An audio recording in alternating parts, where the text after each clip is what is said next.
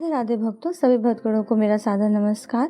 आज मैं आपको माघ मास के 22वें अध्याय का वर्णन करने जा रही हूँ।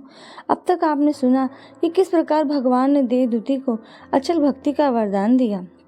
उसके बाद वह कहने लगे कि हे महर्षि, जैसे गंगा जी में स्नान करने से मनुष्य पवित्र हो जाता है, वैसे ही भगवान की इस कथा को सुनकर मैं पवित्र हो गया।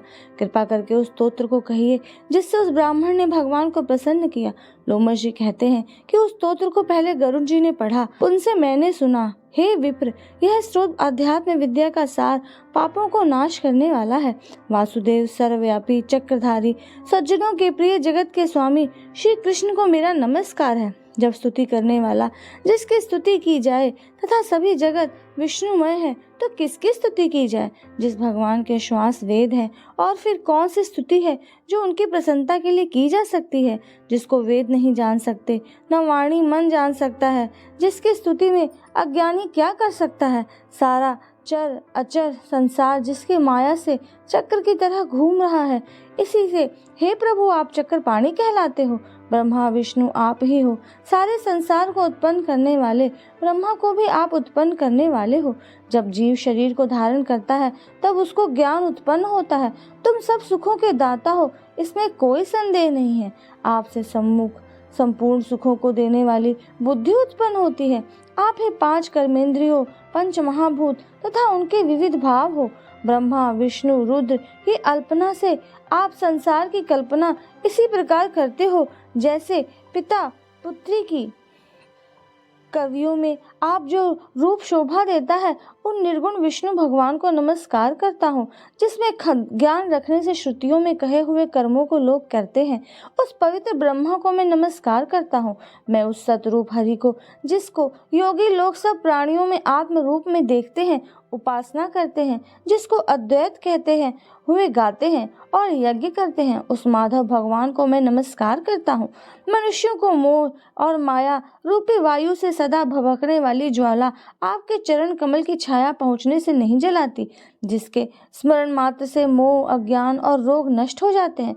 उस अनंत रूप को मैं ध्यान करता हूँ, जिसके मिल जाने पर और किसी दूसरे की इच्छा नहीं रहती, जिनको जानकर अद्वैतवादी आत्मा को समान देखते हैं। यदि विष्णु शब्द का अर्थ और उसके विषय का ज्ञान एक ही होता तो सत्य से है हे माधव, इस संसार के माया में फंसकर तेरे ही ध्यान में रत रहता। यदि वेदांत दर्शन में भगवान सारे संसार में व्याप्त है, तो इसी सत्य से भगवान में मेरी निर्विघ्न भक्ति हो, जो बीज नहीं है तो भी बिना बीज के स्वयं विद्यमान है। सो यह विष्णु भगवान के रूप रंग से हमारे बीज के टुकड़े टुकड़े को, जो सृष्टि स्थिति तथा लय के लिए ब्रह्मा विष्णु और महेश 3 रूप धारण करते हैं, और कार्य में सत्य रज दुख दूर नमस्कार और हम तीनों गुणों में विद्यमान है। वह भगवान मुझ पर दया करे, जो देवताओं की प्रार्थना पर अवतार धारण करते हैं।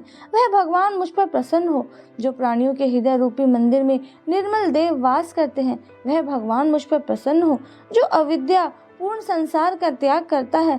जगन्मय आप हो, आपका बनाया हुआ विश्व आनंद करता है। आपके त्याग करने पर अपवित्र हो जाता है, उसका साथ करने पर भी साथ के बने रहते हो। विकार रहित, जिनकी चारवाक पंचभूत योग से पैदा हुआ चैतन्य मानते हुए उपासना करते हैं। जैन लोग आपको शरीर का परिणाम मानते हैं, और सांख्यवादी तुम्ही को प्रकृति से पर पुरुष मानकर ध्यान करते हैं। जन्म इत्यादि से रहित चैतन्य रूप सदा आनंद स्वरूप उपनिषद जिसकी महिमा गाते हैं। आकाश आदि पंच महाभूत, देह मन बुद्धि इंद्रियां सब कुछ तुम ही हो, तुमसे अलग और कुछ नहीं। तुम ही सब प्राणियों के उत्पन्न करने वाले और मुझको शरण देने वाले हो। तुम ही अग्नि रवि इंद्र होम मंत्र क्रिया तथा फल सभी हो। कर्म देने वाले वैकुंठ में तुम्हारे सिवाय कोई नहीं है। मैं तुम्हारी ही शरण में हूँ। सब प्राणियों के हेतु तथा उनको शरण देने वाले तुम ही हो। जैसे युवा पुरुष की युवती में और युवती की युवा में प्रीति होती है, वैसी मेरी प्रीति तुम में हो। जो पापी भी आपको प्रणाम करता है, उसको यमदूत ऐसे नहीं देखते जैसे उल्लू सूर्य को। प्रत्येक पाप मनुष्य को उस समय तक ही दुख देते हैं जब तक वह आपके चरण कमलों का सहारा नहीं लेता।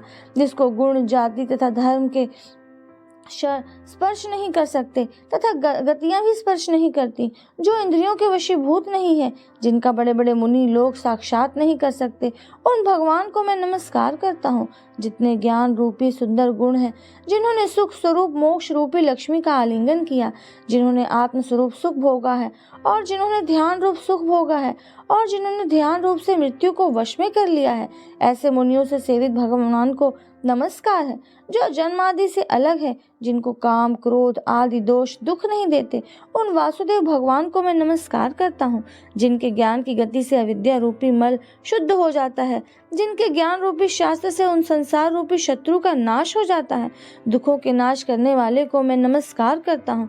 जिस प्रकार भगवान सब स्थावर जंगम संसार को उत्पन्न करते हैं, इसी सत्य से भगवान मुझको दर्शन दे।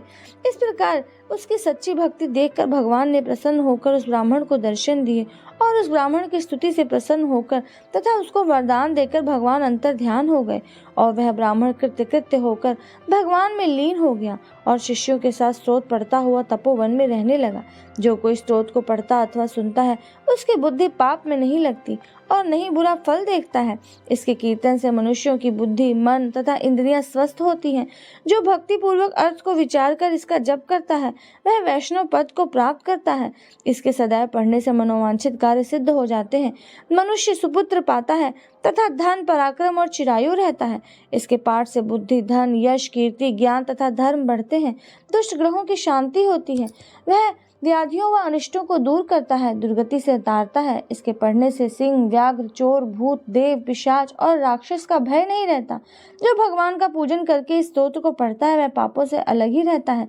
जैसे जल पंख से कमल, जो गति गंगा आदि के स्नान से मिलती है, जो इस स्तोत्र को 1 काल, 2 काल या 3 काल पढ़ता है, वह अक्षय फल प्राप्त करता है। जो प्रातः काल इस स्तोत्र का पाठ करता है, वह इस लोक और परलोक में अक्षय सुख पाता है।